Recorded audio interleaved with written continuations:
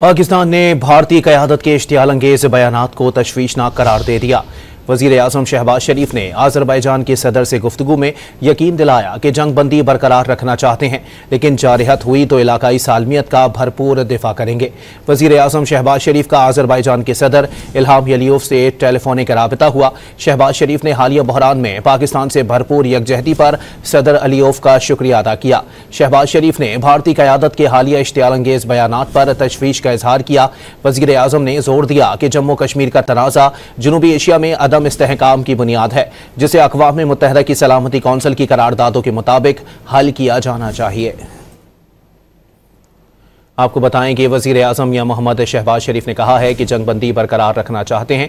वज़ीर-ए-आज़म शहबाज शरीफ का सदर आज़रबाईजान से टेलीफोनिक राबिता हुआ है। इस मौके पर वज़ीर-ए-आज़म ने कहा कि जारहत हुई तो इलाकाई सालमियत का भरपूर दिफा करेंगे।